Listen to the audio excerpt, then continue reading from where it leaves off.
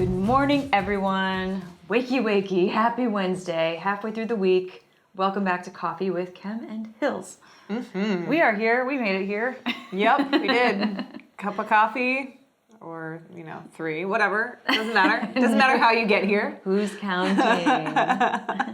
Our adrenal glands are like, help me. I have nothing left to give. And we're like, sorry about it. I've had multiple cups of personality this morning. Oh, yep, your cup of personality. Mm-hmm. I'm not allowed to right now because I'm pregnant, which is it's just a sad thing, isn't it? That is. Yeah. Yeah. It is a sad thing. But are you wanting to have coffee?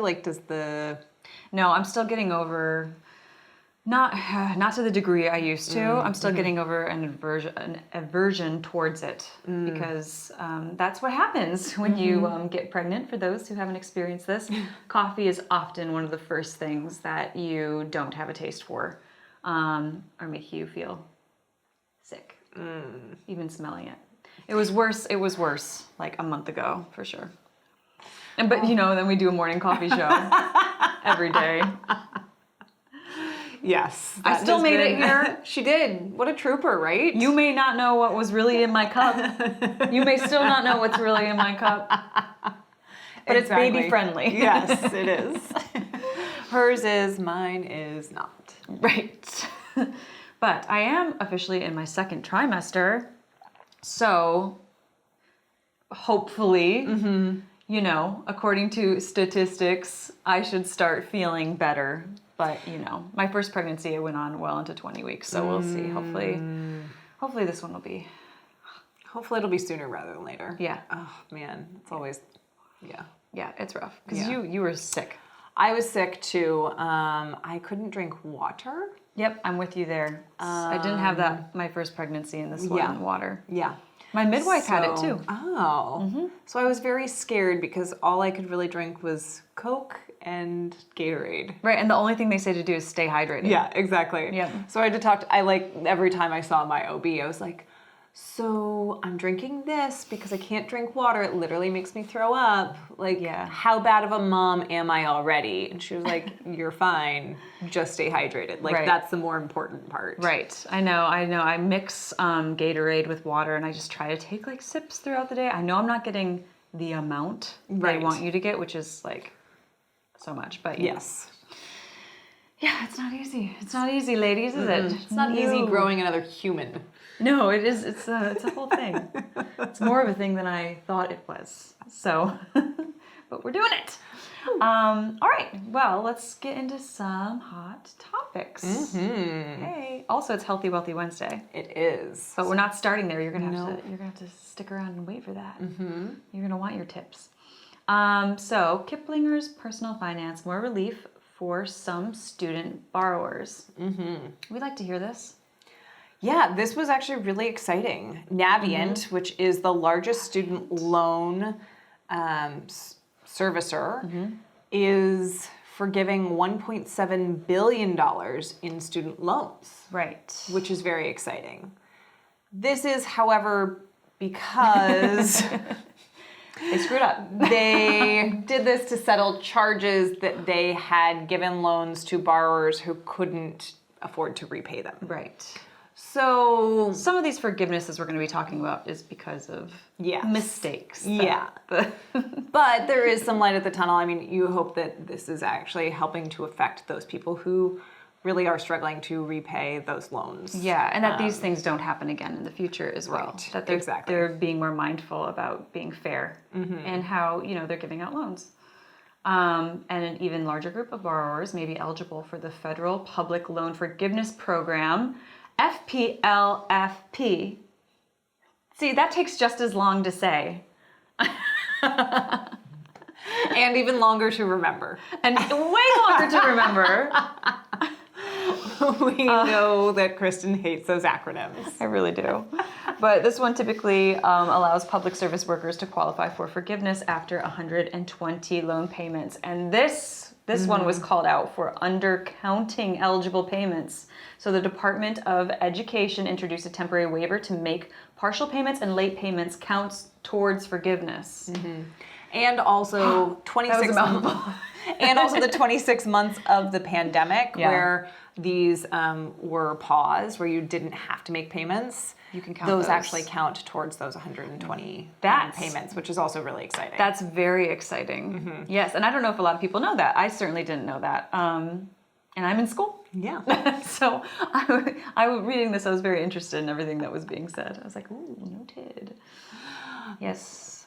So, but these only apply to the government issued loans. Correct. And for the PSLF program, you do have to be employed in the public sector in order to be eligible for this. Right. So that is specific to those people. Yeah, exactly. And people must consolidate their loans into the direct loan program by October in order to qualify for relief. October is like the deadline for your, your tax extension. Right. You're filing it. By now you better have filed for it if you missed your taxes, because you're 2 days late. The deadline was Monday. That's right. You don't want those penalties. Nope. So yes, October again. There you have it. All right, we're going to take a quick commercial break, but we will be right back to talk about Healthy, Wealthy Wednesday.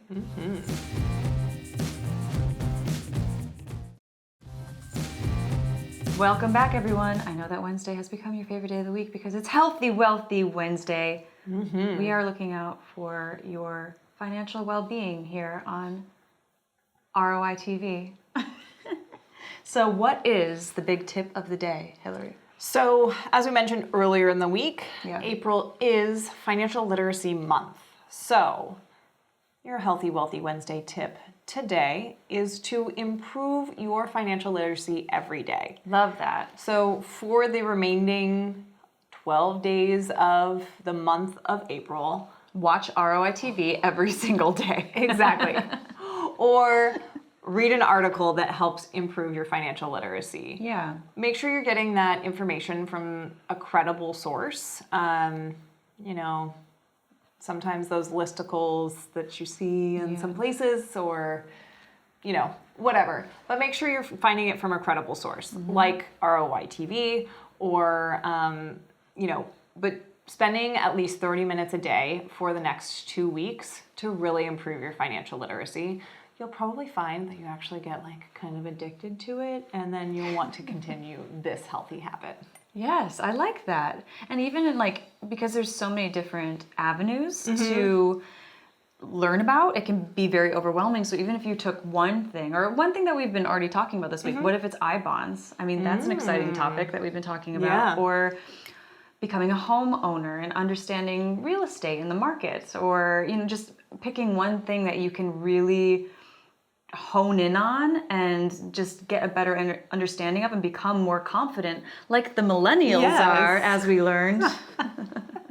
Exactly. And less stress. And less. I mean, we don't know about your stress level, but definitely confidence in your financial literacy can help alleviate knowledge a little bit of that. combats, I think, stress massively. And I think, lacking financial literacy adds stress. If you understand what you're doing and you understand how to get yourself out of situations because you know how it works, I mean, that's going to alleviate so much anxiety in your life. Definitely. Because we know finances is at the top of the list of what causes so much stress. Yes, agreed. For sure. Whether you're single or married or have a partner, it's just everybody. Super stressful. Yep. Everybody, all phases of life. It's very true. Exactly. All right. So next, are you going to tell us a little bit about this week's episode? Yes. Of the business of. This week's episode, The Business of, is really exciting. It is also baseball season, just started. And we have Pete Tucci from Tucci Lumber on, and he makes baseball bats at such a high caliber. So he has a lot of MLB baseball players who actually use his bats. And did he used to be a player? He also used to be a player, which is definitely one of the reasons why he really understands what people are looking for in their bats. Yes. And so we actually got to go to his factory, and it's this really cool home run shop, and it was a really cool interview to learn a little bit more about baseball bats and what makes the Tucci bats really different from a lot of other bats that are out there on the market. Oh my gosh, that's such a niche market. You wouldn't even think about someone that makes bats for professional baseball players. Exactly. I mean, of course, that's a very important job. Yeah. That exists that Yeah. you wouldn't even think about. Wow. So we have a quick clip with Pete of Tucci Lumber, and he's going to talk a little bit more about his bats. So today on The Business Of, we are going to be talking about the business of baseball bats. And we are here with Pete Tucci of Tucci Lumber. And in case you can't tell, he makes awesome baseball bats. So tell us quickly about Tucci Lumber. Company I started back in 2010 with originally just as an intent to get back into baseball and just to kind of bring that part of my life back and be around baseball players again. Never intending it to kind of start it to this. And then by 2012, we were in Major League Baseball and kind of hit the ground running, and here we are. Nice. And you have about 100 players each year who use your bats in the major leagues? Give or take a few, yeah. We kind of the last 6 or 7 years kind of hovered around that 100 mark.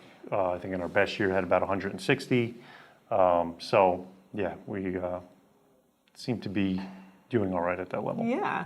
And how many bats does the average MLB player go through in a season? That's a good question. So it's definitely different player to player. I mean, we have, certain players like Bo Bichette who, for whatever reason, if you see him swing, does not get cheated, but does not break a lot of bats. So he goes through, I would say, about 36 to 40 bats a year. Okay. And we have other guys over the years who have gone through about 140 bats a year. So I would say on average, it's somewhere between 80 and 100 Okay. for most players.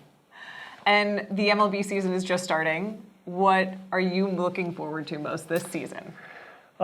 This year, I'm looking forward just to kind of getting out and seeing these guys again. So Yeah. with the pandemic, I just got back a few weeks ago from spring training. It was the first time I was able to see these guys since 2019. So it was kind of nice to kind of, one, be around the guy. I mean, the whole thing was being around baseball again. And even though we're sitting here making bats every day, kind of not around players. And so it was nice just being around those guys and now being able to get back to stadiums again and kind of going in and seeing these guys and seeing how they're doing, what we can do on our end to kind of help them out. Cool. And controversial question, what is your favorite team? So that is tough. So the one thing this business has done was probably kill the fan in me a little bit. Okay. So I grew up a Yankees fan, hated the Red Sox. But then all of a sudden you get into this business and you start making relationships with guys, and I find it's just hard for me to root against the Red Sox now. Xander Bogaerts is one of our bigger players.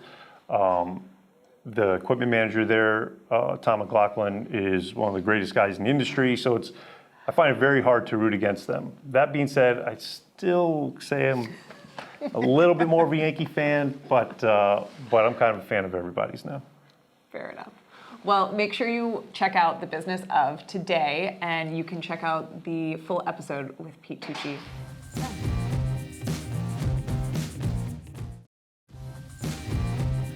Welcome back, everyone. As you saw, and you will not want to miss the business of today. I think that looks so interesting, and I just never would have thought of it. Really cool story. Really, really, just a cool idea. I'm gonna make bats. And I wanted to get a baseball bat for myself. I do not play baseball. I do not play softball. There is no reason for me to want one or use one, but I really did. Just put it in a glass frame and put it on the wall. Pretty much. I thought about it. I know, seriously.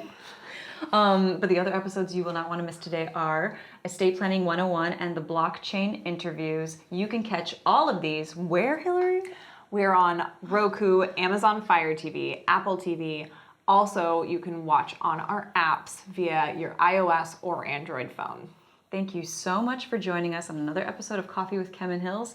We can't wait to see you tomorrow with another cup of coffee or whatever might be in my cup. You'll never know.